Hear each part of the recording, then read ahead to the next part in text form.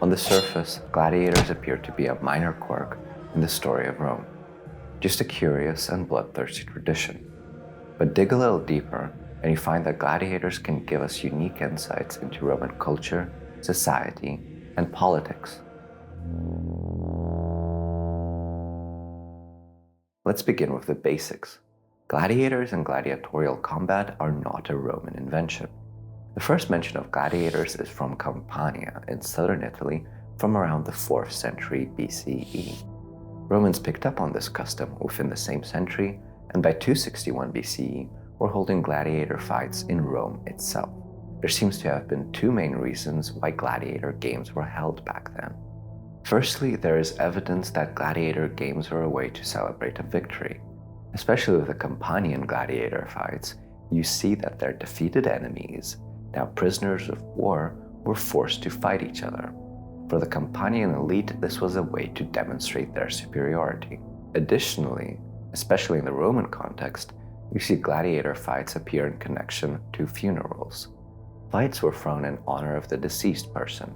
Roman religion was built on the concept of I give so that you may give. You give something to a god and ask for something in return. In the context of a funeral, what was being asked for was the god's favor for the deceased, and what was being given was a sacrifice. Gladiatorial combat was seen as a suitable sacrifice for two reasons. Firstly, it was a sacrifice of human achievement. People exerted a significant amount of physical effort fighting as gladiators. And secondly, it was of course a literal sacrifice, as either one of the gladiators could end up dead. These gladiator fights, called munus or munera in the plural, quickly outgrew their original only funeral purpose. It was very expensive to give a munus, so it was a tradition associated with the richest, most influential families in Rome. These guys found that people were actually quite crazy for seeing gladiator fights and used them as a vehicle for self-promotion. Soon enough, holding a gladiator game basically became a prerequisite for rising through the ranks of politics. Let me explain how. During the time of the Roman Republic, politicians were elected. People running for office would throw a gladiator game not only to demonstrate pure wealth and power, but to show to the other voting elites that you could organize relatively complex events like this, that you could be trusted with some responsibility. The ultimate life hack was to win an election to the office of curule aedile, where you'd be responsible for organizing yearly religious games. You would organize these games on behalf of the state, and then you'd follow them up with your own private munus. If done right, this would generate a lot of positive press around your name and secure your election. Julius Caesar himself used this strategy. In 64 BCE, he threw the largest gladiator games up to that point, with 640 gladiators involved. It was such a huge affair that it bankrupted him, but it set him on a path to seizing ultimate power. But who actually were the gladiators? The answer? Mostly slaves. They were owned by a person who ran a gladiator school. More on those in a second. These slaves came from multiple sources. Most of them were prisoners of war, captured soldiers and civilians from regions that resisted Rome. The themes of subjugation and celebration of Rome's military triumphs remained central to the gladiatorial games. Another source of slaves for the gladiator fights were regular domestic slaves that were sold to gladiator school as punishment, as well as actual criminals who were condemned to serve in gladiator school. Gladiator school was for the most part not a nice place to be, especially if you're just starting out as an apprentice gladiator. You'd get picked on and hazed by the more experienced gladiators, and you were stuck with the worst living quarters. Apprentice gladiators were pretty close to the bottom of society, and they remained there until they won their first fight. The road to that first fight led through rigorous training. The audience wanted to see an interesting bout. Gladiatorial combat was meant to be anything other than just dudes with swords hacking each other to bits. Apprentice gladiators picked or were sorted into specific fighting styles. Initially, there were three main ones: the Samnite, the Gaul, and the Thracian. All three represented peoples that had been defeated by Rome, again calling upon that theme of subjugation and Roman military superiority. The different fighting styles each came with their own special sets of weapons and armor, crudely inspired by the cultures of those free peoples.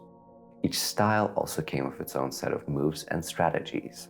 Each move was known by its number, and these numbers were so well known that spectators would often shout them at gladiators during a fight, kind of like football fans today shouting pass or shoot.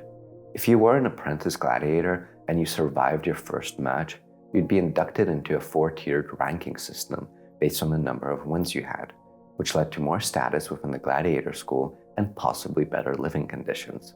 Although many apprentice gladiators were killed in their first appearance, it wasn't completely hopeless.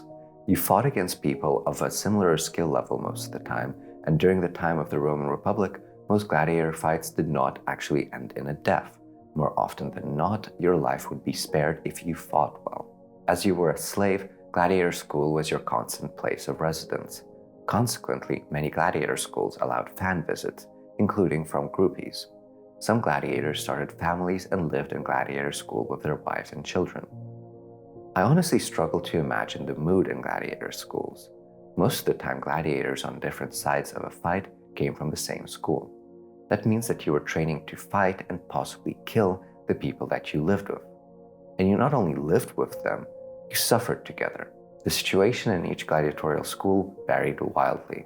Sometimes there was violence, and sometimes people pitched in to fund a memorial when one of their own died. As for the gladiator games, well, a lot more went into them than just the fights themselves, though I will be giving you a summary of how they went down in just a second. It started with a person throwing a munus hiring a troop of gladiators from some school, and it continued with an advertising campaign. All the details about the upcoming combat were announced, mostly through ads painted on the walls. The hype started to build. After all, gladiator fights were actually not that common of an occurrence, especially outside of the city of Rome. It was common for people to come from other towns to watch the spectacle. Shortly before the gladiator bouts actually began, a pamphlet was issued with more details, including a schedule of all the matchups, including the names of those fighting. Certain well-known gladiators were essentially celebrities despite the low social status assigned to them, and they had large amounts of fans that organized themselves into fan clubs. These fan clubs would on occasion pay for a funeral and memorial for their idol. The matter of what is to happen after death was also a prominent feature of banquets held the night before the fight. Gladiators would use the opportunity to work out a will of sorts while being treated to what was essentially a last meal by the person throwing the munus. This meal was meant to be a thanks to everyone participating, but it was also an opportunity for fans to talk with the gladiators. The day of the fight, the actual event started with a parade featuring everyone involved. Then came a warm-up. The gladiators practiced with each other using wooden swords. And then came the actual duels. Usually the duels were given one at a time. A water organ accompanied by horns provided a soundtrack as the opponents made their first moves. The audience shouted cheers or jeers at each gladiator based on how they were feeling. I honestly cannot say much about how the gladiators must have fought, but I can say that there was probably a strong performative element to their combat, making it somewhat reminiscent of a martial art. Each duel lasted about 10 to 15 minutes, and it did not have to end with death. A gladiator could ask the person throwing the fight for release, so that they may live to fight another day. Initially, there was a strong incentive to grant the release, especially if the gladiator had fought well, as the gladiator school owner was entitled to compensation in case a gladiator was killed. However, the crowd did demand death for some gladiators who in their eyes did not fight well. Here was one of the few responsibilities of a referee in gladiator fights, to keep the two opponents from killing one another while the choice was being made. The person giving the games reacted to the plea with a thumbs down or thumbs up, but it had the opposite meaning that it has today. Thumbs up, you die. Thumbs down, you're good. There was also a secret third option. If you had given a really good performance, you could be freed. This applied to both the winner and the loser of a fight, and there are multiple cases where, after a very long and suspenseful battle, both gladiators earned their freedom. With hundreds of pairs of gladiators potentially involved, The event could easily last multiple days. At the end of it all, the winners got their palm branch trophy and cash prizes. This all sounds very fascinating, but what does it actually say about Roman society? Obviously, gladiator shows were used as self-promotion by the rich and powerful, but deeper forces were at play. There was this ever-recurring theme of subjugation and Roman military power. The implicit messaging behind many of the gladiator games was that, look, we're so powerful that we managed to take all these people who tried to go against us and are now making them fight each other while dressed in costumes resembling yet more groups that tried to go against us. Look at how powerful we are. And then there was the fact that gladiator fights were kind of inspirational to Romans in a very weird way. Roman society was undoubtedly militaristic, and an important aspect of this was the concept of virtus. Virtus was the ultimate male virtue. It meant that you had valor, courage, that you were brave and ready to do what needs to be done, no matter if that meant killing remorselessly or accepting death. Gladiators were thought to have virtus, which was interesting because otherwise gladiators were seen as social outcasts. They weren't just slaves, they sold their body for entertainment, putting them on the same level as prostitutes and actors. In the Roman view of society, such people were not even capable of moral thinking, so the image of someone so low demonstrating such a praiseworthy virtue was a powerful piece of propaganda. Stories demonstrating the virtus of gladiators have survived to the present day. Usually they talk about gladiators who had lost and they knew they were supposed to die, but for whatever reason their opponents struggled to work up the courage to execute them. And then these stories talk about the fact that these gladiators would do things like guide the swords of their opponents to their very own throats, helping to fulfill their obligation to die. Now imagine you had found yourself serving in the Roman army, 1,000 miles away from home, preparing to attack some random tribesman. You might be cold and hungry. You might want to go home, and your fellow soldiers might want that too. But then your officer recalls the virtus of the gladiator. They remind you of a time when you were in the arena and you saw people fight and die because they were supposed to. And they ask you, are you lower, more cowardly than a slave? Obviously the trick wouldn't work every time, but I think it serves to give a good idea of how gladiator shows fit with the rest of Roman society. At times, however, gladiators were more a liability than an asset for the Roman establishment. Perhaps the most famous gladiator of all time was Spartacus. He was taken captive from somewhere in the Balkan region and forced to fight as a gladiator. In 73 BCE, obviously dissatisfied with this life, he and some fellow gladiators fought their way out of the gladiator school armed with just kitchen utensils. Gladiators were actually some of the most adept fighters in all of Rome, and on occasion trained soldiers how to fight. His rebellion only grew as slaves and farmers rallied to the cause of resistance against the elites. His army eventually numbered up to 70,000 people, if sources are to be believed. He scored numerous victories against the Roman armies, at one point flipping the script on gladiator games entirely and forcing captured Roman soldiers to fight each other. The elites in Rome reacted with fury to this insubordination. They pulled together forces to quell the revolt and eventually succeeded in crushing the uprising.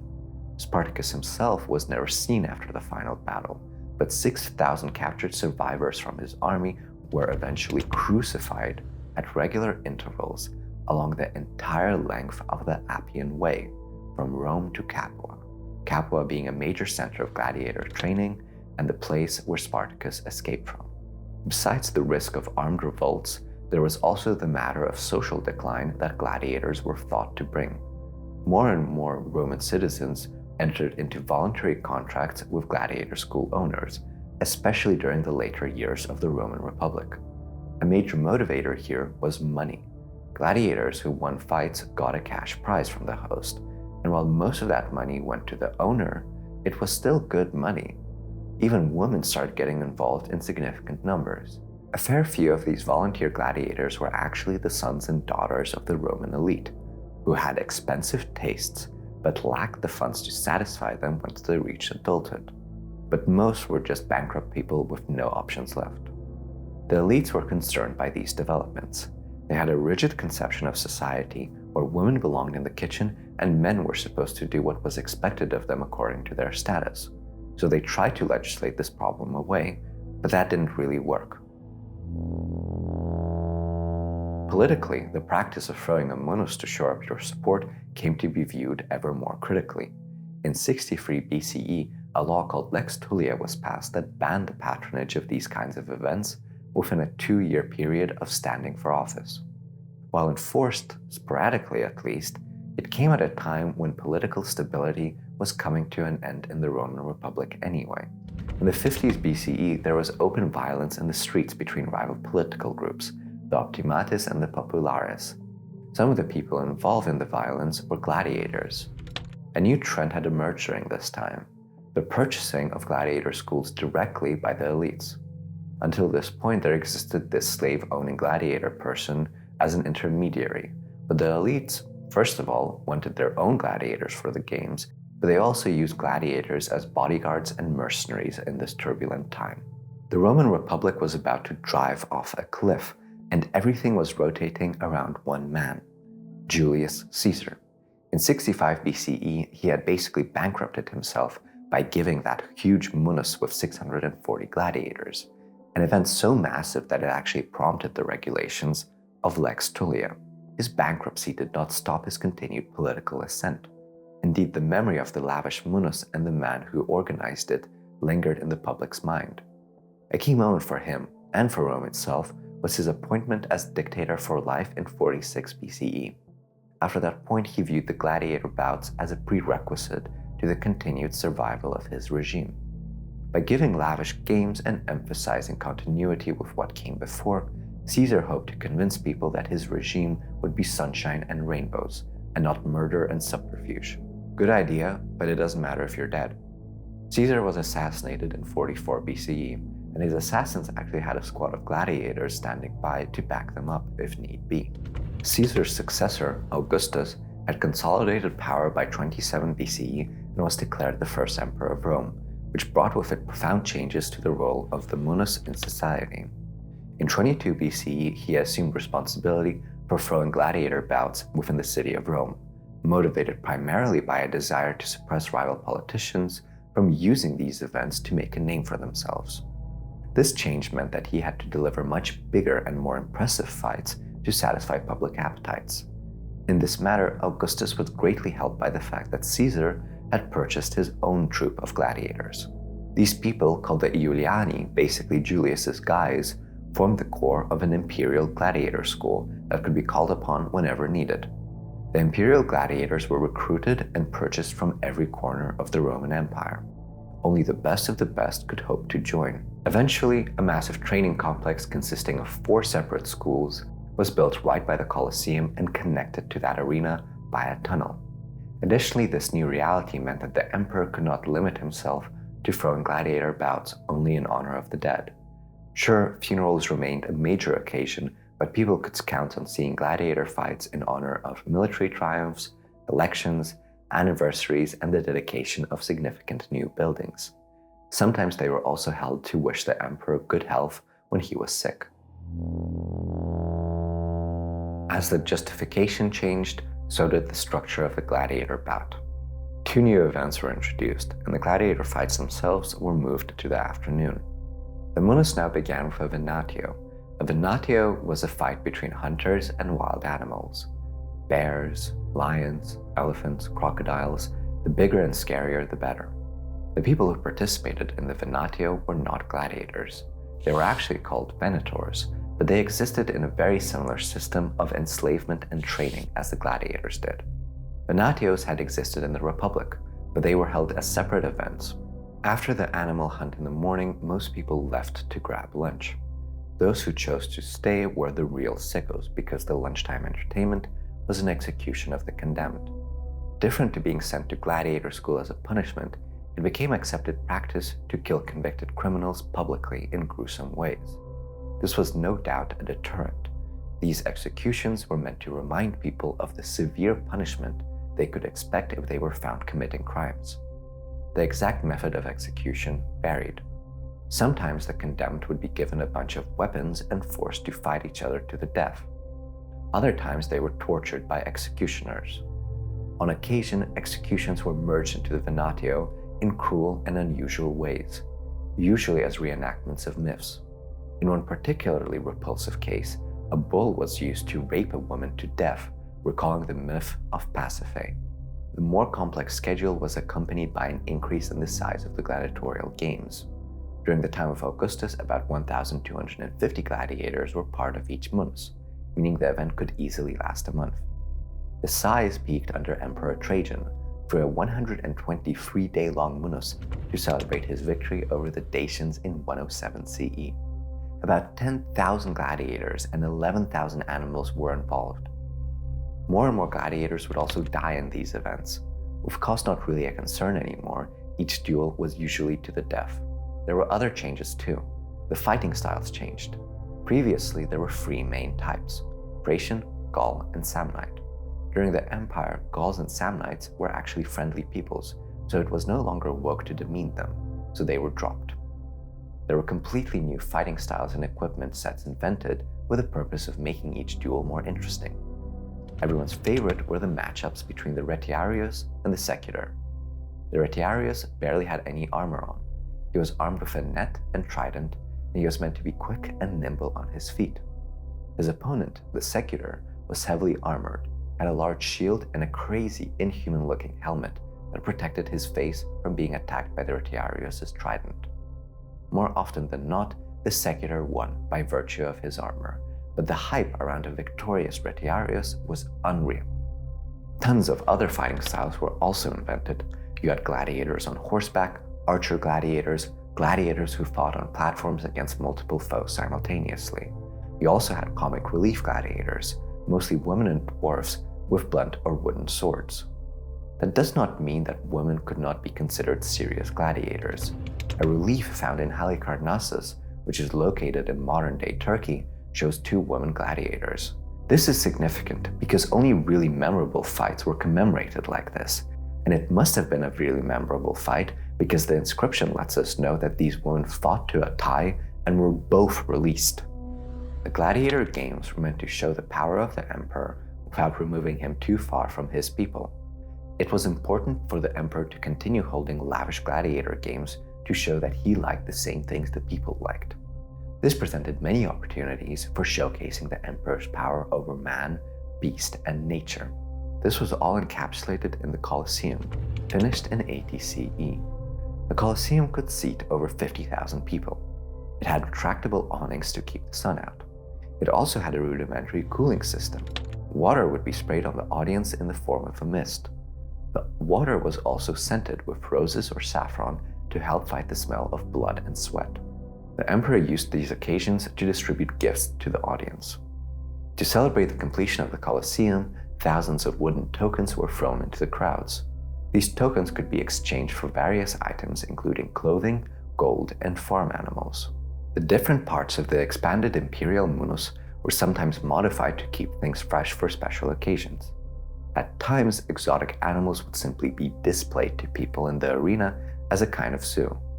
More interestingly, gladiatorial combat was sometimes replaced with reenactments of entire battles. A particularly noteworthy reenactment occurred in 44 CE to commemorate the conquest of Britain. Real Roman soldiers were used to basically just massacre a bunch of criminals and prisoners of war dressed as Britons. At the end of it, the literal British kings, taken all the way from Britain for the occasion, were forced to reenact their own surrender in front of the crowd. What a humiliation that must have been for them, and what a tool of propaganda for the emperor. One of the most outlandish things to come out of the Imperial Gladiator games were the naval battles. Naval battles were the ultimate way of demonstrating the emperor's control over nature.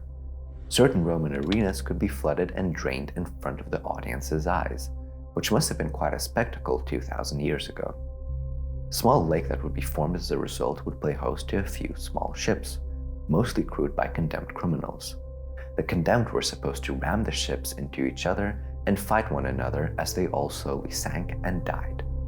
Larger scale battles, meant to be reenactments of historical events, were sometimes held in actual lakes. Emperor Claudius gave a naval combat on Lake Fucina in 52 CE that featured 19,000 participants spread over 100 ships. It was apparently such a success that the surviving criminals were actually pardoned. Emperor Titus, a few decades later, pioneered an interesting variation of this whole thing. Instead of filling an arena with water, he had wooden platforms installed just below the surface of an actual lake and hosted games on those platforms. To the audience, it appeared as if the gladiators were walking on water.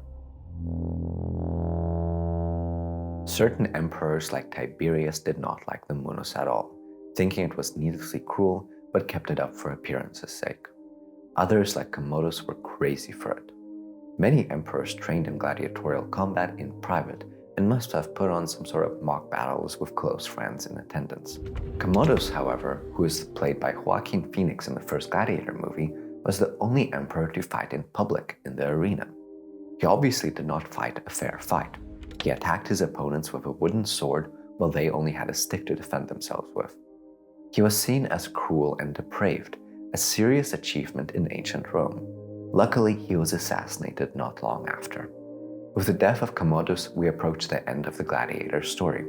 Within a few decades, Rome entered the crisis of the 3rd century. Political stability collapsed as the economy unraveled. There were also more and more Christians in the Roman Empire who opposed the gladiator fights because they thought that it was a cruel and pagan practice. With the sack of Rome in 410 CE, the 700-year-old tradition of holding gladiator fights finally ended. Gladiators accompanied the Roman state over the entire course of its historical development, from the early days of the Republic to the final hours of the Empire. They represented the power of the emperor, the broken republican politics, and the military might of Rome. Their place in society was full of contradictions. They were slaves with no status that were adored by thousands of fans and relied upon by Rome's most famous leaders. They were simultaneously the vanquished foe, the prisoner of war, and a symbol of Roman manhood and militarism. Above all else, they were people. People who were thrown into a pit of despair, stripped of all rights, and surrounded by death. I pity the gladiator. Do you?